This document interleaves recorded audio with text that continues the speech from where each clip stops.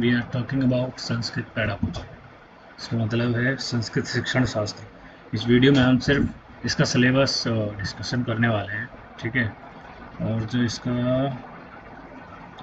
ये है, यहाँ से स्टार्ट हो रहा है इसका, ये यूनिट 1, ठीक है। इसमें पहला टॉपिक है, तो भाई ये जो सिलेबस है ये CRSU MDU और KKU कुरुक्षेत्र यूनिवर्सिटी के ये है। बाकी अदर कई सारी यूनिवर्सिटीज़ में भी सेम यही सिलेबस अप्लाई होता है संस्कृत का, या कहेंगे संस्कृत शिक्षण शास्त्र का। इसमें जो पहला है ये है तुम्हारा संस्कृत भाषा शिक्षण का सिद्धांत, ठीक है। तो इसके अंदर भाई पहला इसमें यही चीज़ पूछी, पहले टॉपिक में तो यही पूछा गया है कि संस्कृत भाषा शिक्षण का अर्थ क्या है, ठीक है, और इसका महत्व, फिर इसका उद्देश्य, ठीक है। इकाई यूनिट 1 का टॉपिक है ये। और दूसरा इसका टॉपिक है संस्कृत भाषा एवं साहित्य का इतिहास तथा वर्तमान अवलोकन, मतलब उसका इतिहास। पहले हमें इसके इतिहास के बारे में बताना है, फिर वर्तमान में इसकी क्या स्थिति है, ठीक है। या यूँ कहें कि आधुनिक समय में जितने भी गद्य, खंड, महाकाव्य आदि काव्य रचे गए हैं, ठीक है, उनका वर्णन इसमें करना है। दूसरा इसमें अगला टॉपिक है इसका संस्कृत भाषा का पाठ्यक्रम में अनिवार्यता या स्थान, मतलब हमारे जो संस्कृत है, संस्कृत जो हम पढ़ाते हैं और स्कूल में प्राथमिक स्तर पर, माध्यमिक स्तर पर या फिर उच्च माध्यमिक स्तर पर, उसके पाठ्यक्रम में क्या अनिवार्यता या स्थान है, उसके बारे में इसमें बताना है। और अगला टॉपिक है इसका ये संस्कृत भाषा शिक्षण में सामान्य सिद्धांत या सूत्र। तो जब हम किसी को संस्कृत पढ़ाते हैं, ठीक है, तो हमने उसमें कई सारे सूत्र देखे होंगे। तो सूत्र को देने का जो मेन उद्देश्य यही होता है कि जो हम पढ़ा रहे हैं उससे सरल और सही तरीके से आसानी से पढ़ा सके। इसके अंदर बहुत सारे सामान्य सिद्धांत आते हैं, जैसे तत्परता का सिद्धांत, निरंतरता का सिद्धांत, ठीक है, सामान्य से विशिष्ट की ओर, विशिष्ट से सामान्य की ओर, और इसमें कठिन से सरल की ओर। तो ये इसमें सामान्य सिद्धांत में आते हैं। और बाकी फिर कुछ सूत्र आते हैं छोटे छोटे, ठीक है, वो इसमें वर्णन करना है इसका। और अगला विषय है इसका संस्कृत शिक्षण में श्रवण तथा पठन का अभ्यास। हम ये जानते हैं कि भाई भाषा कौशल के 4 वो होते हैं, श्रवण, पठन, बोलना, ठीक है, और एक और टॉपिक होता है उसका याद नहीं है, ठीक है। तो ये था यूनिट 1 जो हमने इसकी चर्चा की। अब दूसरा यूनिट पे आ जाते हैं, ठीक है। ये है दूसरा यूनिट, संस्कृत भाषा शिक्षण की विभिन्न पद्धतियाँ। अब देखो यहाँ पर ना 2 शब्द है, एक है पद्धति, ठीक है, और एक है विधियाँ, ठीक है। अब इसमें जो पद्धतियाँ हैं वो अलग चीज़ है, ठीक है, और जो विधियाँ हैं वो हमें यहाँ पर दिख रही है। अब इसमें हमें पद्धतियों का क्या करना है, उद्देश्य बताना है। यहाँ पर उद्देश्य, विशेषता, लाभ तथा सीमाएं, ठीक है। और फिर इसका अगला टॉपिक है ये संस्कृत भाषा शिक्षण की विधियाँ। एक होती है विधियाँ और दूसरी होती है प्रविधियाँ। विधियाँ वो होती हैं जिनमें परिवर्तन नहीं किया जा सकता, और प्रविधियाँ वो होती हैं जिनके अंदर परिवर्तन किया जा सकता है। तो यहाँ पर इस सिलेबस के यूनिट 2 में या इकाई 2 में हमें एक पाठशाला विधि, जो हम पाठशाला तक कक्षा में हमें किस तरीके से पढ़ाते हैं, जो हमारी स्ट्रेटजी होती है उसके बारे में इसमें बताना है। उसका अर्थ क्या है, मीनिंग क्या है, उसकी विशेषता क्या है, दोष क्या है, ठीक है।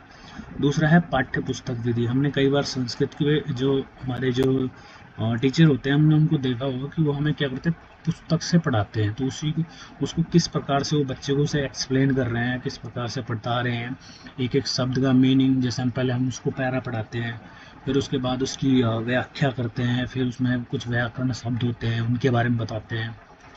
उसी प्रकार की अगली विधि है प्रत्यक्ष विधि। प्रत्यक्ष विधि का प्रयोग हम आमतौर पर जो शिक्षण होता है हमारा उसको और इंटरेस्टिंग बनाने के लिए यूज़ करते हैं। इस विधि का प्रयोग मोस्ट ऑफ द उसी टाइम किया जाता है। व्याकरण अनुवाद विधि, इसका तो साफ सीधा नाम से ही पता चल रहा है कि भाई जो हम पाठ संस्कृत का बच्चे को पढ़ाते हैं, ठीक है, उसके अंदर हम जितने भी शब्द, हमने देखा होगा भाई संस्कृत में कोई श्लोक होता है तो फिर उसका क्या होता है, पहले वो डायरेक्टली तो हमें नहीं समझ में आता, लेकिन हम क्या करते हैं, जो टीचर होता है वो हमें क्या करता है, उसका ट्रांसलेशन हमें समझाता है। इसलिए हम क्या करते हैं, उससे हमें शब्दों का भी ज्ञान होता है कि इस शब्द का ये मतलब है। जैसे इंग्लिश में क्या होता है, हमें पता है कि भाई हूँ माने कौन होता है, तो उसी प्रकार से संस्कृत में हमें बताया जाता है कि कह माने कौन होता है। तो इस प्रकार से ट्रांसलेशन होता है, श्लोकों का भी होता है, पद्य का भी होता है, गद्य का भी होता है, ठीक है। तो इन सब चीज़ों का ट्रांसलेशन की विधि है ये। तो इसको बोलते हैं व्याकरण अनुवाद विधि। व्याकरण से संबंधित जो भी शब्द जैसे संधि, समास, उपपद, विभक्ति, ये सब जो चीज़ आती है इसमें, सूत्र हो गया, चाहे कुछ भी कह लो उसमें तुम, ठीक है, वो सब इसी में आती है। जो भी चीज़ हमें ट्रांसलेशन करके बताई जाती है, क्योंकि डायरेक्टली संस्कृत टू संस्कृत हम किसी छठी से लेकर 8वीं तक के बच्चों को नहीं समझा पाएंगे। तो हमने पहले क्या होता है, जब हमें 6 से 8 तक की हमें क्लास दी जाती है, यही कहें कि आज के समय का जो सीबीएसई का जो सिलेबस है 6 से 8 तक का, उसमें भी क्या है, डायरेक्टली ट्रांसलेशन सिखाया जा रहा है अभी बच्चों को, ठीक है। और टीचर्स भी मोस्टली क्या करते हैं, यही तो करते हैं कि वो हमें क्या करते हैं, सरल सरल शब्दों की से कठिन की ओर लेकर के जाते हैं।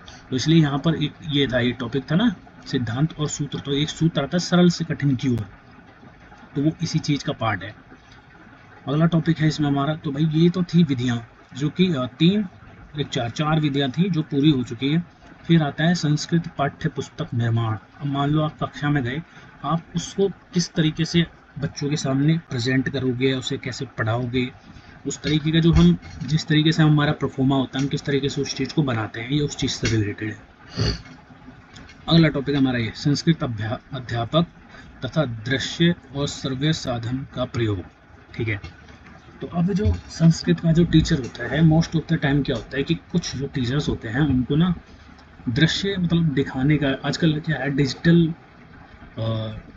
डिजिटल डेज या बोर्ड बहुत ज़्यादा चलने लगे हैं, और डिजिटली मतलब जैसे जैसे चीज़ डिजिटलाइज होती जा रही है, वैसे वैसे इन चीज़ों का प्रयोग होता जा रहा है।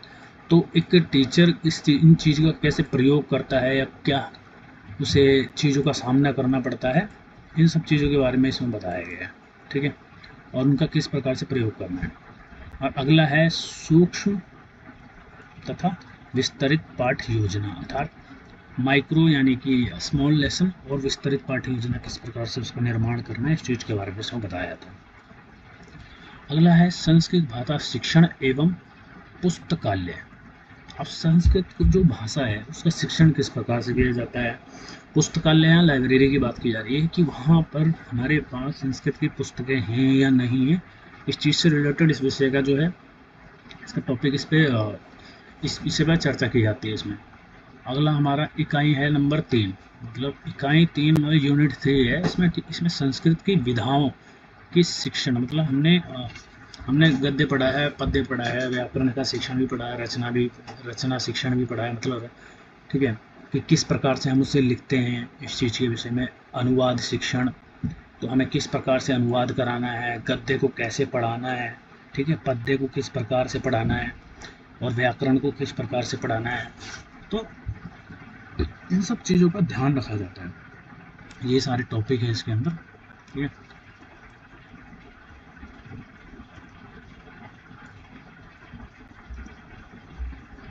तो ये तो था शिक्षण की विधियाँ, इसमें संस्कृत शिक्षण का विधाएँ, सॉरी, ठीक है। गद्य को जैसे कहीं कि महाकाव्य के अंदर ही काउंट होता है गद्य और पद्य दोनों। पद्य जिसे हम महाकाव्य में ही काउंट करते हैं, ठीक है। पद्य में क्या आता है, श्लोक आते हैं, श्लोक मंत्र ये सब आ जाते हैं, कविता आ जाती है, ठीक है। और गद्य के अंदर क्या आती है, आख्यायिका आ जाती है, कथा आ जाती है तुम्हारी, ठीक है, ये सब, और उपन्यास, ये सब इसमें काउंट होते हैं। बाकी फिर व्याकरण का शिक्षण किस प्रकार से करना है, इसकी क्या प्रक्रिया होती है, उद्देश्य क्या है, तथा उसके सोपान क्या है, इन विधाओं के अंदर हमें ये तीनों चीज़ हमें सबकी पता होनी चाहिए। फिर बाद में आती संस्कृत की विषय वस्तु का ज्ञान हमें है या नहीं है। हम सभी ने धातु रूप पढ़े हैं कक्षा 6 से लेकर 12वीं तक, है नहीं। तो वही चीज़ है, इसमें कुछ ज़्यादा हार्ड एंड फास्ट कुछ नहीं बता रखा है। धातु रूप में तुम्हारे पठ धातु, लिख धातु, अस धातु, भू धातु, कृत धातु, इनके 5 लकारों को याद कर लो, ठीक है। 5 लकारों के बारे में आ जाएगा। शब्द रूप आ जाएंगे जैसे राम, हरि, नदी, लता, नपुंसकलिंग, पुल्लिंग, स्त्रीलिंग, इन सब चीज़ के बारे में। प्रत्यय के अंदर इसमें सेलेक्टेड प्रत्यय हैं, 2 ही प्रत्यय हैं, अनियर और तव्य, ठीक है। बाकी समास में बहुव्रीहि और द्वंद्व ही 2 समास आने वाले हैं।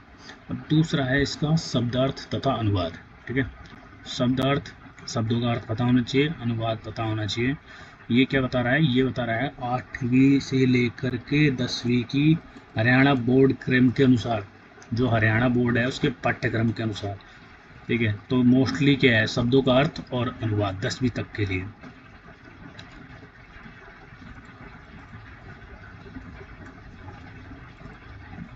अब यहाँ पर आता है संस्कृत भाषा की कौशल। संस्कृत भाषा की कौशल का कैसे पता लगेगा? पहले भाषा के बारे में जानना पड़ेगा, भाषा का अर्थ क्या, भाषा की परिभाषा क्या है, इसके कितने या यूँ कहीं कितने सोपान या कितने किस तरीके से जाना जाता है इस चीज़ के बारे में, जैसे बताना पठन, लेखन, श्रवण, ठीक है। तो ये 3 या 4 इसके अंदर काउंट होते हैं। फिर इसका उच्चारण, ठीक है। संस्कृत में उच्चारण का शिक्षण, इसमें बताया जाता है कि अशुद्धि का उच्चारण कैसे करेंगे, इसके प्रकार क्या है, व्याकरण, इन सबसे संबंधित सुधार के उपाय बताए जाएंगे, ठीक है। संस्कृत में अक्षर विन्यास, ठीक है, अक्षर निर्माण कैसे करते हैं, उनको तोड़ते कैसे हैं, जोड़ते कैसे हैं, अशुद्धियाँ क्या है, कारण क्या है, तो इन चीज़ से संबंधित इसमें यूँ कहीं कि इसका डिस्कशन किया जाता है, निवारण के उपाय बताए जाएंगे। अगला टॉपिक है तुम्हारा ये, ठीक है। अगला टॉपिक है संस्कृत भाषा का मूल्यांकन, अर्थ, परीक्षा के प्रकार, ठीक है। अब हमें पता है कि भाई जो मूल्यांकन होता है ये 2 प्रकार का होता है। एक तो जो कक्षा में हम पढ़ाते हैं उसके साथ चलता है, और एक जब हम परीक्षा लेते हैं अंत में, अंतिम वर्ष में, और कुछ ज़्यादातर मॉक टेस्ट ये सब चलते रहते हैं, ठीक है। तो ये इसके प्रकार हैं, इसके अर्थ को आपको बताना है। परीक्षाओं के प्रकार जैसे निबंधात्मक हो गया, वस्तुनिष्ठ प्रश्न हो गए, लघु उत्तर प्रश्न हो गए, ठीक है, और लिखित हो गया, और एक पदेन उत्तर, द्विपदेन उत्तर, संपूर्ण वाक्यन उत्तर, तो ये सब चीज़ इसमें काउंट होती है। और गृह कार्य योजना, जब हम मतलब बच्चे को स्कूल का कार्य देते हैं कि भाई गृह कार्य यानी होमवर्क जब हम देते हैं उस चीज़ के विषय में इस पर चर्चा की गई है, ठीक है। गृह कार्य नियोजन और उसके संशोधन की प्रक्रिया इस चीज़ के बारे में बताया जाएगा। अगला टॉपिक है ये संस्कृत भाषा की सहपाठ्य क्रियाएं, मतलब जब हम संस्कृत को पढ़ाते हैं तो पढ़ाते पढ़ाते हम क्या क्या करते हैं, जैसे श्लोक का उच्चारण करवाना, भाषा का ज्ञान देना, अभिनयीकरण करना। उदाहरण के लिए यदि हम महाभारत का कोई या कहीं रामायण का कोई टॉपिक उठा के पढ़ा रहे हैं तो उसका क्या किया, संवाद कह लें या यूँ कहीं कि अभिनय करवा दिया बच्चों से, जो उनके लिए आसान होता है उस चीज़ को समझना। और बाकी है रचनात्मक प्रतियोगिताएं करवाना। जैसे हमने आज के समय में क्या हो रहा है कि जैसे संस्कृत ओलंपियाड हो गया, अर्थशास्त्र और वाद संवाद हो गया, डिबेट हो गई, इन सब चीज़ों में, इन सब चीज़ों के बारे में ज्ञान प्रदान किया जाता है, ठीक है। और बाकी इसमें ये संस्कृत शिक्षण से संबंधित कुछ पुस्तकें हैं जो इस सिलेबस को कंप्लीट करते हैं। उदाहरण के लिए ये चौबे विजय नारायण की है संस्कृत शिक्षण विधि, जो कि उत्तर प्रदेश हिंदी व्याख्यान है इसका, संस्थान इसका लखनऊ में है। बाकी रघुनाथ जी की है एक पुस्तक संस्कृत शिक्षण, जो कि चंडीगढ़ हरियाणा से प्रकाशित है। पांडे और राम शुक्ल की पुस्तक है शिक्षण, जो कि आगरा अकेडमी से लिखित है, गई की प्रकाशित है। तो बहुत सारी पुस्तकें वो आप इसमें चयन कर सकते हो। तो ये था आज का सिलेबस संस्कृत भाषा शिक्षण का, ठीक है, और या यूँ कहिए संस्कृत शिक्षण शास्त्र का सिलेबस का डिस्कशन। आशा करता हूँ ये वीडियो अच्छा लगा होगा। धन्यवाद।